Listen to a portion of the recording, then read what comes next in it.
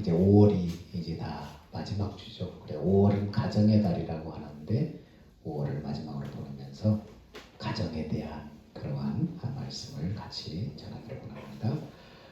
행복한 가정 공동체의 본질에 대해서 우리가 한번 살펴보기를 원합니다. 인생을 살아가면서 세 가지의 시간이 필요하다고 합니다. 첫 번째는 일하는 시간입니다. 부지런히 직장이나 사업이나 일해야 합니다. 성경은 게으름을 악으로 보고 있습니다. 두 번째 시간은 하나님과 교제하는 시간입니다. 바쁘다고 영적인 교제가 막히면 영혼이 곤고해지고 마음의 평안을 잃어버리게 됩니다. 뭔가 분주하게 움직이지만 더 골치 아픈 일들이 거미줄처럼 계속 엉키게 되는 것입니다. 세 번째는 가정생활을 위한 시간이 필요합니다. 어떤 사람은 성공했다고 하는데 가정이 깨지고 자녀들이 탈선하는 그런 안타까운 모습을 우리 주변에서 많이 발견하게 됩니다. 세계 최대 월마트를 창업한 샘 월트는 얼마나 돈을 많이 벌었는지 미국의 시애틀주를 통째로 사고도 남을 정도로 돈을 그렇게 많이 벌었다고 합니다. 그런데 샘 월튼이 죽기 전에 마지막으로 남긴 말은 나는 인생을 잘못 살았다. 나는 인생의 우선순위를 잘못 정했다. 그렇게 고백했다는 것입니다. 월마트를 키우고 만들어나고 그는 늘 분주했고 번잡했습니다. 그런데 그는 자식들에 대해서 거의 아는 바가 없어요. 손주들의 이름 절반도 외우지 못했습니다. 그리고 죽음에 이르러서야 그는 자기 인생을 돌아보며 몹시 후회를 합니다. 인생의 우선순위가 잘못됐다. 더 본질적인 것을 놓쳐버렸다는 고백인 것입니다. 그렇습니다. 행복은 멀리 있는 것이 아니라 가정 안에 있음을 우리는 깨닫게 됩니다. 그럼에도 불구하고 이 가정 안에는 보이지 않는 많은 상처와 갈등들이 늘 내재합니다. 자녀는 자녀대로, 부모는 부모대로 상처가 많습니다. 수많은 사고와 범죄가 그래서 가정 안에서 일어납니다. 가정으로부터 비롯됩니다. 그래서 내면의 갈등과 상처를 치유하고 우리는 가정을 회복해야 합니다. 근데 가정은 혼자 아니라 더불어 사는 공동체라는 거예요. 부부가 더불어서 부모와 자식이 더불어서 그렇게 만들어가는 그러한 공동체라는 것입니다. 그러므로 가정은 몸의 지체와 같은 공동체인 것을 잊지 말아야 돼요. 교회도 그렇지만 가정도 맞습니다. 가정도 그렇습니다. 몸에 필요한 거예요. 몸과 같은 한 몸 공동체라는 거예요. 탈무드에 보면 어떤 사람이 머리가 둘이고 몸이 하나인 어린 기형아를 데리고 랍비를 찾아왔습니다. 선생님, 이 아이가 한 사람인가요? 두 사람인가요? 그러자 랍비가 하는 말이 한쪽 머리에 뜨거운 불을 부어보라. 한쪽이 부었는데 다른 한쪽도 뜨거워서 소리를 지른다면 그 사람은 한 사람이다. 그렇게 말했다는 거예요. 그렇습니다. 가정은 여러 사람이 모여 있지만 함께 나누는 공동체, 함께 나누는 거예요. 뭡니까? 아픔도 괴로움도 함께 나누는 거예요. 기쁨도 즐거움도 함께 나누는 거예요. 함께하는 곳이 바로 가정이라는 것입니다. 교회도 가정과 같은 공동체입니다. 그래서 성도들은 우리는 뭐라고 말합니까? 가족이라고 해요. 산돌 가족, 이렇게 가족이라고 말합니다. 가족이라는 그 말 자체는 뭡니까? 사랑의 공동체라는 말이에요. 자기 고집, 자기 권리만 주장하면 그 공동체는 행복할 수 없어요. 그래서 그 공동체 안에는 용서와 사랑과 배려가 항상 있어야 됩니다. 그래서 가정의 치유에서 가족을 변화시키는 힘은 뭡니까? 지적이 아니라 칭찬과 감동이 가족들을 변화시킨다고 치유에서는 가정 치유 사역에서는 그렇게 말합니다. 잔소리로 배우자를 변화시키거나 잔소리로 자녀는 결코 변화시키지 못한다는 거예요. 격려하고 칭찬하고 감동을 주고 그래서 사람이 변한다고 말을 합니다. 솔로몬은 잠언 17장 1절에 그렇게 말합니다. 마른 떡 한 조각만 있어도 화목한 것이 제육의 집에 가득하고 다투는 것보다 낫다. 제육이 뭡니까? 진수성찬을 표현하는 것입니다. 마른 떡 한 조각을 나눠 먹으면서 거기에 웃음과 즐거움이 있는 가정, 진수성찬을 차려놓고 다투면서 먹는 것보다 행복하다. 그렇게 말합니다. 여러분, 가정이 이렇게 행복하게 치유되기를 축원합니다. 솔로몬은 자문의 행복한 가정에 공동체의 본질 세 가지를 우리에게 말해주고 있습니다. 첫 번째, 행복한 가정은 신앙 공동체다. 그것을 우리한테 말해주고 있습니다. 15장 16절에 보니까 가산이 적어도 여호와를 경외하는 것이 크게 부하고 번뇌하는 것보다 나으니라. 여호와를 경외하는 가정, 하나님을 경외하는 가정, 이런 가정이 뭡니까? 행복하다는 것입니다. 경외하다는 말이 성경에 45번 나오는데 비록 소유가 넉넉하지 못해도 행복한 가정이 있는가 하면은 많은 소유를 가지고 있어도 냉장고 소처럼 냉랭 갈등으로 뒤엉킨 가정이 있다는 것입니다. 여러분, 102세의 철학자 김형석 교수가 그렇게 말합니다. 행복한 가정에는 글 읽는 소리, 일하는 소리, 웃음소리가 들리는 가정이다. 이렇게 철학자가 철학적으로 얘기를 했습니다. 행복한 가정은 아이들이 공부하는 글 읽는 소리, 옛날에는 막 천자문 같은 건 뭡니까? 막 글을 읽고 낭독을 했잖아요. 그래서 글 읽는 소리가 가정에 울려 퍼지는 그런 공부하는 소리, 그 다음에 열심히 일하는 소리, 그 다음에 웃음소리, 이런 가정이 행복한 가정이다. 근데 믿는 우리는 여기 한 가지 더해서 뭐를 해야 됩니까? 찬송과 기도 소리가 들리는 가정, 이 가정이 행복한 가정인 것입니다. 성경에 노아의 가정이 그랬어요. 아들들뿐만 아니라 그 아들들의 그 며느리, 그 자부들까지도 120년 동안 방주를 지으면서 하나님을 경외하는 그런 모습을 보여주고 있습니다. 또한 사도행전의 고넬료의 가정도 그랬습니다. 고넬료는 백부장입니다. 오늘날 중대장급 정도의 계급이면 그리 넉넉한 생활은 아니에요. 그런데도 성경에 기록될 만큼 모범적인 가정이었다는 거예요. 왜 모범적인 가정입니까? 온 식구가 하나님을 경외하고 이웃을 구제하는 가정이라고 성경에 기록되고 있는 것입니다. 여러분의 가정도 철저하게 하나님을 경외하는 가정, 그래서 행복한 가정을 만들어 가시기를 축원합니다. 그러므로 행복의 출발점이 뭐냐? 믿음이라는 거예요. 믿음 위에 가정이 이루어져야 한다는 거예요. 그래서 믿음처럼 귀한 것이 없어요. 인간은 영적인 존재이기 때문에 하나님을 섬기는 데서 만족과 평안이 오고 진정한 행복이 거기서 나오는 것입니다. 그래서 하나님 잘 믿는 것이 행복의 기초가 된다고 말하는 것입니다. 성경의 위대한 인물들을 보면 어떻습니까? 아브라함과 이삭과 야곱과 요셉, 모두가 어떤 사람이에요? 믿음의 DNA를 가진 사람들이, 믿음의 DNA를 가진 가문들이었어요. 그러므로 우리의 자녀들의 마음에 뭘 심어줘야 돼? 어찌하든지 믿음의 DNA를 심어줘야 돼.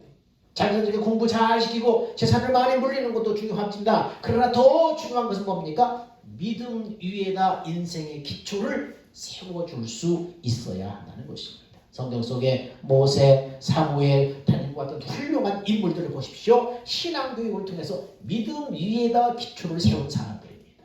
그러므로 여러분의 자녀들을 믿음 위에 세워서 축복의 통로가 되시기를 축원합니다. 행복한 가정의 행복한 공동체 DNA, 첫 번째는 행복한 가정은 신앙 공동체다 그랬습니다. 두 번째, 행복한 가정은 사랑 공동체다. 15장 10절에 그렇게 말하죠. 채소를 먹으며 서로 사랑하는 것이 살진 소를 먹으며 서로 미워하는 것보다 나으리라. 이렇게 말하고 있습니다. 가정의 본질은 뭐냐? 사랑이라는 거예요. 인간은 사랑을 먹고 사랑으로 맺어진 관계가 뭡니까? 가정이라는 거예요. 어떤 목사님이 어렸을 때 초등학교를 입학하고 6개월쯤 지났는데 옆에 단짝 친구가 자기 집에 초대했습니다. 그래서 그 집에 갔는데 친구 어머니가 식사를 차려주는데 친구 어머니 얼굴을 보는 순간 소스라치게 충격을 받고 놀랐습니다. 왜냐하면 얼굴이 말할 수 없이 화상으로 다 일그러져 있는 거예요. 그래서 너무나 깜짝 놀랐습니다. 그러는 친구가 자기에게 해준 고백입니다. 엄마의 얼굴이 왜 저렇게 되었는지 그 친구가 자기한테 들려줍니다. 시골에서 어렸을 때 자기를 재워놓고 밭에 일하러 간 사이에 집에 불이 났다는 거예요. 이것을 알고 막 달려온 엄마는 양동이에 불을 끄는 사람들을 붙잡고 우리 아이가 지금 저 속에 있다고 살려달라고 막 울부짖는데 그 시뻘건 불 속에 뛰어들어갈 사람이 아무도 없는 거예요. 그러자 엄마가 불 속으로 뛰어들어가서 방에 있는 아들을 이불로 씌워서 나오는 동안 자신의 얼굴이 화상을 입어서 다 일그러지고 말았다는 거예요. 그리고 아버지도 이들을 버리고 떠나버렸어요. 이 아이가 어릴 때는 몰랐는데 엄마가 유치원에 데리고 왔는데 아이들이 야 니네 엄마 얼굴 왜 그렇게 못생겼어? 나 너하고 안 놀래. 아이가 집에 와서 엄마는 왜 얼굴이 그렇게 못생겼어? 나 엄마 안 할래. 그러면서 울어대는 것입니다. 엄마가 자기를 꼭 껴안고 말이 없어서 얼굴을 보니까 눈물이 자기 얼굴에 떨어지는데 피눈물이 떨어지더라는 것입니다. 그러면서 네 엄마가 못생겨서 미안하다. 그러면서 왜 엄마 얼굴이 불에 탔는지를 알려줬다는 것입니다.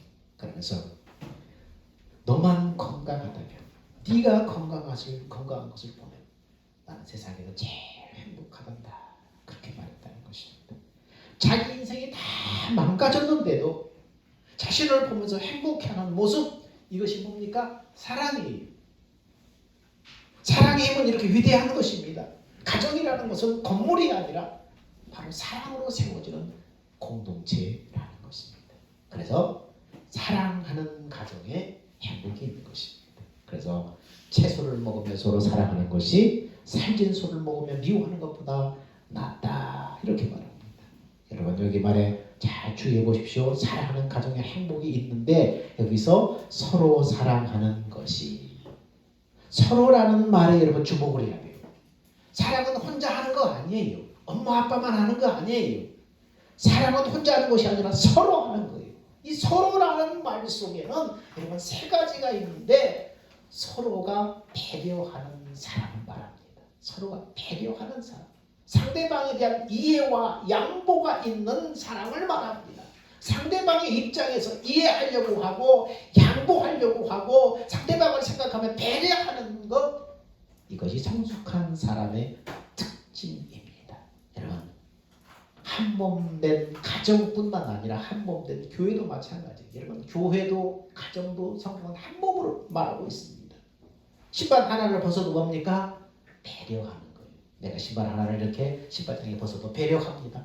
문 하나를 열고 닫아도 남을 배려합니다. 여러분 예배 후에 앉았던 자리 하나도 배려합니다. 나만 생각하는 게 아니에요. 물 한 컵 먹고 난 이 컵 하나도 배려합니다. 재활용 쓰레기 하나를 버려도 배려합니다. 남을 생각하는 것, 이것을 치울 사람을 생각하고 다른 사람을 생각하는 것, 이 사람이 뭡니까? 바로 성숙한 사람. 이 몸된 교회, 몸된 가정을 생각하는 사람, 이 사람이 성숙한 사람입니다. 그래서 서로 배려가 있는 가정, 이것이 사랑이 있는 가정, 사랑이 있는 교회인 것입니다. 두 번째는 서로라는 말씀이 뭡니까? 서로 경청할 줄 아는 사랑이어야 한다는 것입니다. 상대방의 말을 들어줄 줄 아는 것이 사랑하는 마음입니다. 자기 말만 하고 자기 말만 하는 사람하고는 뭡니까? 대화가 되질 않아요. 전화를 붙잡으면 자기 얘기만 계속 해대는 사람은 다음부터는 어떻습니까? 그 전화를 꺼리게 돼요. 나중에 그 전화를 안 받아요. 그리고 시간이 지나면 수신 거부해요. 대화라는 것은 상대방을 기다려주고 이해하고 공감하고 내 얘기도 들어줄 기회를 하고 그래야 되는데 일방적으로 얘기해버려. 그런 거예요. 여러분 세상은 어떻습니까? TV 토론을 봐도 같이 대화하다가 잠깐 숨 한 번 쉬는 사이에 치고 들어와서 자기 얘기를 해버리잖아요. 상대방 얘기도 안 끝났는데 잠깐 숨 한 번 쉬고 나서 금방 치고 들어와 버리잖아요. 그러나 사랑이 많은 성숙한 사람은 상대방 얘기를 끝까지 잘 경청해주고 기다려줍니다. 여러분 어린 손주가 말을 배우기 시작하고 아장아장 걸으면서 떠듬떠듬 표현하는데 할아버지 반응은 어떤가요? 끝까지 사랑스러운 얼굴로 그 말을 이해하려고 하고 거기에 반응을 해주잖아요. 이게 사랑이에요. 사랑하기 때문에 그래요. 아 그러냐? 응? 끝까지 경청하는 얼굴로 마음으로 들어주는 거예요. 그리고 거기에 반응해주는 거예요. 이것이 사랑입니다. 가정을 사랑 있는 공동체로, 교회를 사랑 있는 공동체로 만들어가는 비결, 경청할 줄 아는 사랑, 서로 경청할 줄 아는 사랑이 있어야 됩니다. 세 번째는 서로 관심을 갖는 사랑이어야 합니다. 사랑의 반대는 뭡니까? 미움이 아니에요. 사랑의 반대는 미움이라고 생각하는데 사랑의 반대는 미움이 아니라 뭐예요? 무관심. 한쪽에서 사랑하는데 한쪽에서 무관심하다면 행복한 관계가 이루어질 수 없어요. 나을 바야 무관심하겠다는 거예요. 인터넷을 뒤지다가 새만금일보라는 신문이 있어요. 거기에 이런 어떤 기자가 이런 글을 올려놨어요. 사랑은 관심이다. 이런 글을 올려놨어요. 그래서 이 세상에 가장 불쌍한 여자는 누군가? 조용필이 노래한 창밖의 여자인가? 아니다. 그러면 창틀에 낀 여자인가? 아니다. 그러면 누구인가? 가장 불쌍한 여자는 누구인가? 잊혀진 여자다. 왜냐하면 잊혀진 여자는 관심 밖의 여자이기 때문이다. 그래서 잊혀진 여자에게 관심도 물어보고 싶은 것도 없다. 사랑은 관심의 표현이다. 그래서 좋은 사람을 만나면 관심이 생겼다라고 말을 합니다. 증오와 무관심 중에 더 무서운 것은 증오가 아니라 무관심입니다. 증오는 언젠가 사라지겠지만 무관심은 영원히 무감각할 수 있기 때문입니다. 그래서 무관심은 세상의 어떤 것보다 잔인한 것입니다.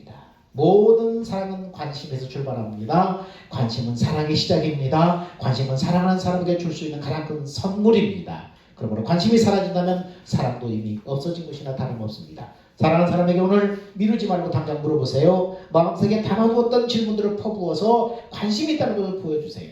오늘 하루 어땠는지, 무슨 생각을 했는지, 즐거웠던 일과 마음이 아팠던 일은 없었는지, 그리고 요즘 보고 싶은 드라마, 갖고 싶은 물건은 없는지 물어보십시오. 사랑하는 사람에 대한 관심은 아무리 작은 것이라 해도 상대방에게 용기와 희망을 선사합니다. 내가 참 소중한 사람이구나. 저 사람은 나에 대해서 궁금하고 알고 싶어하는 것이 많구나. 나는 사랑받고 있구나 생각한다. 그래서 하도 감동적이어서 적어놨어요. 그래서 우리 집에 있는 사람한테 오늘 뭐 했어? 물어보지 말래요. 짜증난대요. 너무 심심해 죽겠는데 학도 물어본다고, 가족들이 돌아가면서 물어본다고. 관심은 바로 사랑이라는 것입니다. 서로 배려하고 경청하고 관심 속에서 아름다운 대화가 오고 갈 때 행복한 공동체가 만들어진다는 것입니다. 교회나 가정에서나 지혜로운 여러분의 말 한마디가 천국도 지옥도 만들 수 있다고 말합니다.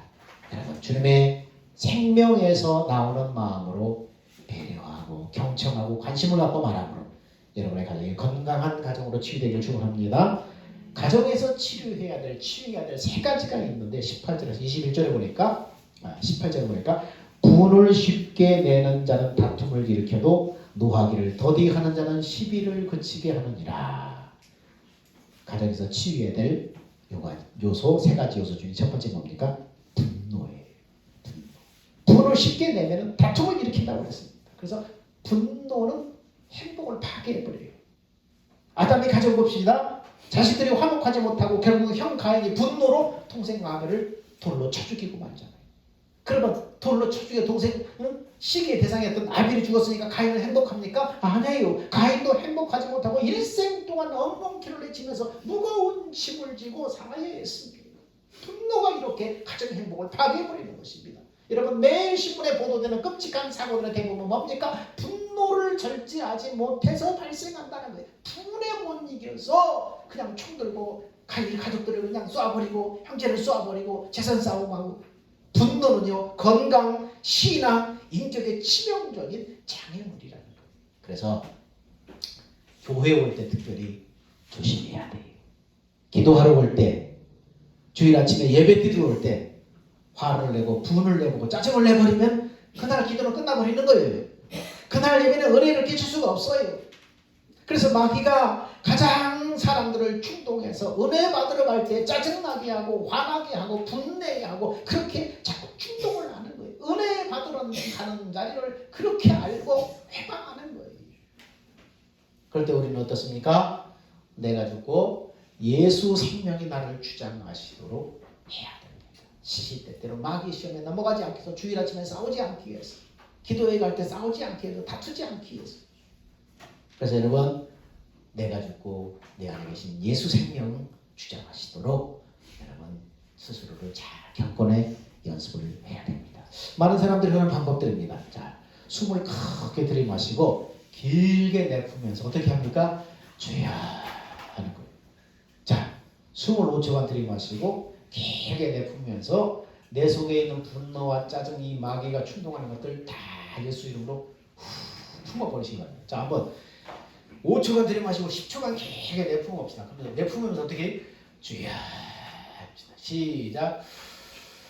주여. 이렇게 한 3번만 하면 어떻습니까? 분노가 사라져요. 화가 사라져요. 짜증이 사라져요. 예수 이름으로 성령이 나를 채워주시길 간절히 기도하면서 들이마시고 내 속에 있는 분노, 짜증 막 이런 것들 다 예수 이름으로 품어내는 거예요.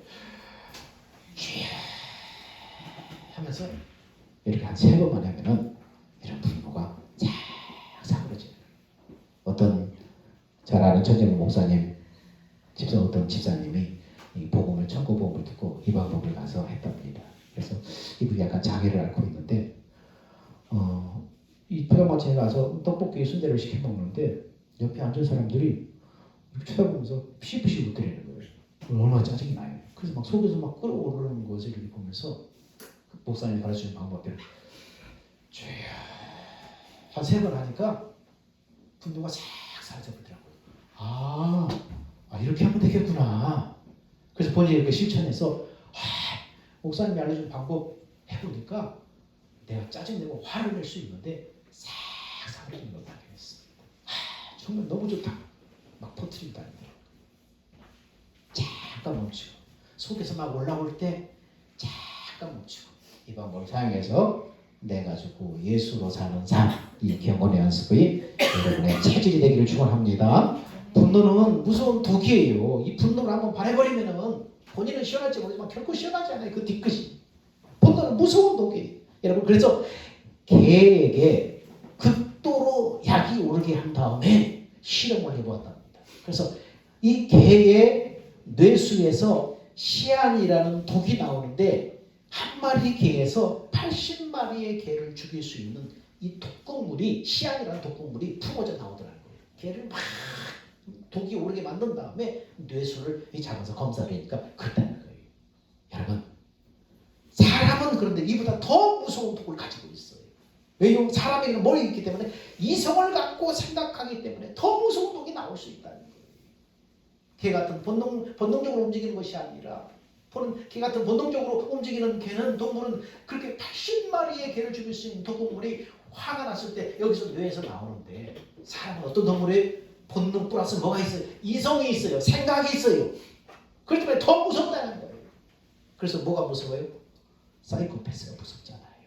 사이코패스는 다 생각하잖아요. 계산하잖아요. 치밀하게. 그래서 이 분노를 표출하잖아요. 여러분 분노는 얼마나 무서운 독인지 모릅니다. 그러니까 노하는 자는 뭐하는 자예요? 살인에 비유하고 있잖아. 복음서에 보니까 형제에게 노하는 자는 살인에 비유하고 있잖아요. 벌써 노했을 때 요 속에서 죽일 수 있는 독극물이 품어져 나온다는 거예요. 뇌 속에서. 사람이 모이는 공동체에서 항상 그래서 하모니를 이루는 지혜가 필요합니다. 오케스트라에 타악기, 관악기, 현악기 이 중에 한 가지 소리만 빠져도 아름답지 않습니다. 다 각각 타악기, 관악기, 현악기 각각 맡은 소리가 있습니다.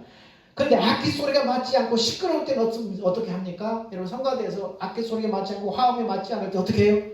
지휘자가 다 흩어져 보내잖아요. 자, 테너는 이쪽으로, 알토는 이쪽으로, 베이스는 이쪽으로, 자, 클라리는 이쪽으로, 악기는 이쪽으로 다 흩어져 밖으로 다 보내버리잖아요. 그래서 뭐하고 그러는 거예요? 파티 연습하고 그러는 거예요. 흩어져 각자 악기를 조율하고 연습을 하는 거예요. 악기를 잘 조율해서 맡겨진 자기 소리를 낼 때 아름다운 연주가 이루어지는 것처럼 가정도 마찬가지입니다. 가정이 시끄러운 소리로 이렇게 불협화음이 있을 때 악기가 흩어져서 조율하듯이 다 흩어져야 돼. 흩어져서 말씀 앞에 주님 앞에 조율해야 돼요. 그래서 가정이라는 이 한 몸 공동체에 내 역할을 발견해서 행복의 하모니를 만들어야 됩니다. 행복은 저절로 이루어지는 것이 아니라 창조해가는 거예요. 만들어가는 거예요. 이 가정이라는 한 몸이라는 이 공동체 속에 내 역할이 무엇인가? 이것을 잘 발견해서 자기 역할을 감당할 때 오케스트라가 악기가 잘 하모니를 이루어서 연주하듯이 그렇게 여러분 행복한 가정을 창조해가는 만들어가는 것입니다. 두 번째 우리가 치유해야 될 그러한 요소 두 번째는 뭡니까? 19절 맞습니다. 게으른 자의 길은 가시 울타리 같으나 정직한 자의 길은 대로니라. 게으름, 게으름을 여러분 가운데 추방해야 됩니다. 성경은 게으름을 악이라고 그랬습니다. 게으른 자는 땀을 흘리지 않고 불로 소독을 기다리는 유혹에 쉽게 빠지게 됩니다. 게으른 사람들이 그렇습니다. 공부도 열심히 해야 됩니다. 일도 열심히 해야 됩니다. 하나님 섬기는 일도 부지런히 해야 됩니다. 신앙생활도 게으르고 나태하면 할 수 없어요. 신앙은 마치 자전거 타는 것과 같아요. 계속해서 페달을 밟아주지 않으면 넘어질 수밖에 없는 거예요. 여러분 가정도 게으르면 빈궁이 강도처럼 밀려온다고 성경은 말하고 있습니다. 땀 흘린 대가를 주시는 것이 하나님의 축복이에요. 땀 흘리지 않는 게으름, 여행을 말하고 일확천금을 말하고 불로소득을 바라는 것은 뭡니까? 하나님의 축복이 아니에요. 땀 흘린 대가를 주는 것이 바로 하나님의 진정한 축복입니다. 그러므로 신앙생활도 일도 부지런하고 근면해야 한다는 것입니다. 이 게으름이 추방될 때 우리는 행복한 가정을 만들어갈 수 있는 것입니다. 세 번째 치료해야 될 것은 뭡니까? 소통이 잘 되는 가정이 되게 해야 됩니다. 22절에 보니까 의논이 없으면 경영이 무너지고 지략이 많으면 경영이 성립하느니라. 의논 뭡니까? 소통이. 의논이 없으면 경영이 무너진다는 거예요. 무너진다는 말은 무엇입니까? 깨트려진다, 실패하다 그런 뜻입니다. 부부 간에 어떻습니까? 소통. 부모와 자식 간에 소통이 안 될 때 그 가정의 행복은 금이 가기 시작하는 거예요. 여러분 학교에서 자녀들에게 자신을 가장 힘들게 하는 것이 누구냐 설문조사 해봤더니 충격적인 답변이 나왔습니다. 놀랍게도 자기 엄마 아빠를 표시한 것이 가장 많이 나왔다는 거예요. 소통이 안 된다는 거예요. 현대를 살아가는 우리들의 가족의 소통을 위해서 그러므로 서로 지혜를 나누는 것이 필요합니다. 그래서 우리가 모일 때, 교회 안에 모일 때, 집사님들이 모일 때 서로 그 가정은 어떻게 하고 있어요? 우리 가정은 어떻게 하고 있어요? 잘 소통하기 위해서 어떻게 하고 있어요? 서로 지혜를 나누는 것이 필요합니다. 그래서 가족 카톡방을 만들어서 무슨 일이든 공유하고 공감하고 함께하는 것도 좋은 방법인 것 같아요. 요즘 시대에 맞게 SNS가 발달되어 있기 때문에 그래서 가족 카톡방을 만들어 놓고 서로 교류하고 가족들은 다 하는데 혼자만 모르고 뭡니까? 공유가 안 되는 거예요. 그러면 그 가정의 행복이 깨지기 시작하는 것입니다. 그래서 가족 카톡방을 만들어 놓고 사소한 일까지도 거기다 올리고 함께 웃고 각지 반응해주고 공유해주고 이래야만 되는 거예요. 왜? 한 몸이기 때문에. 한 몸이 아니면 느낌이 없잖아요. 사랑으로 한 몸이 되어 있을 때 같이 슬퍼하고 같이 기뻐해주고 그러잖아요. 그렇게 가족 카톡방을 만들다가 나중에 또 아빠만 빼고 집에 여자들끼리만 모이는 방. 그러면 이제 깨지기 시작하는 거예요. 다 하는데 자기는 나만 몰라. 다 알고. 그건 파당을 짓는 거예요. 그래서 모두가 좋은 일이든 나쁜 일이든 기쁜 일이든 함께 할 수 있어야 돼요. 자, 사랑하는 여러분, 가족 간에 서로 공유하고 공감으로 불통을 치료하고 소통하는 가정이 되시길 축원합니다. 행복한 가정은 저절로 이루어지는 것이 아니라 만들어가는 것입니다. 분노와 게으름과 불통을 말씀 앞에 주님 앞에 치유하고 조율하고 그래서 하나님께 기초를 두고 서로 배려하고 경청하고 관심으로 사랑을 나타내므로 행복한 가정 공동체를 만들어가는 여러분의 되기를 축원합니다. 기도합니다. 사랑과 은혜가 풍성하신 아버지 하나님, 행복한 가정 공동체의 본질에 대해서 우리가 말씀 앞에 비춰보았습니다. 하나님, 행복한 가정의 본질 중의 본질은 하나님께 기초를 두는 것입니다. 사랑으로 하나 되는 것입니다. 그리고 그 가정 공동체를 깨뜨리는 분노와 게으름과 불통을 치료하고 추방하는 것입니다. 말씀 들어싸우니 우리의 가정, 우리의 공동체를 행복한 공동체로 만들어가는 창조해가는 하나님의 사람들 다 되게 하여 주시옵소서. 우리의 생명 되신 예수님의 이름으로 기도하옵나이다. 아멘. 다 같이 기립하셔서 주님 다시 오실 때까지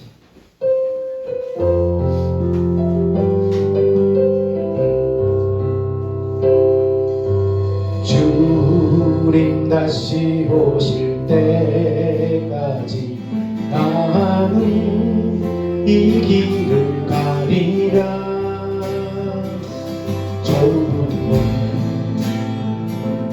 좁은 길 나의 십자가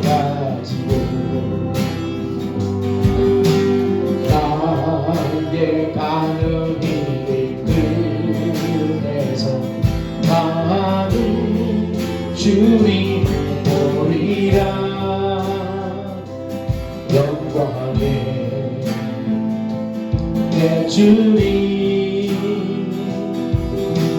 나를 맞아주시니 주님 다시 오실 때까지 나는 일어나 달려가리라 주의 영광 온 땅 덮을 때 나는 일어나 노래하리 내 사모하는 주를 온 세상 부르시는 내 사모하는 주를 영광의 왕이시라. 이제는 세연하게 정보자로 오신 예수 그리스도의 대속의 은혜와 지금도 말씀하시고 그 말씀을 반드시 이루시는 언약의 하나님의 크고 놀라운 사랑하심과 지금도 내 안에 계시면서 생각과 마음을 주장하시는 성령의 가르침과 교통하심이 오늘 가정 공동체의 본질을 말씀 안에서 듣고 행복한 가정을 만들어가기를 원하는 그 비결을 마음에 새기고 실천하기를 원하는 사랑하는 성도들의 그 행함 위에 이제부터 영원 무궁토록 함께 있을지어다. 아멘.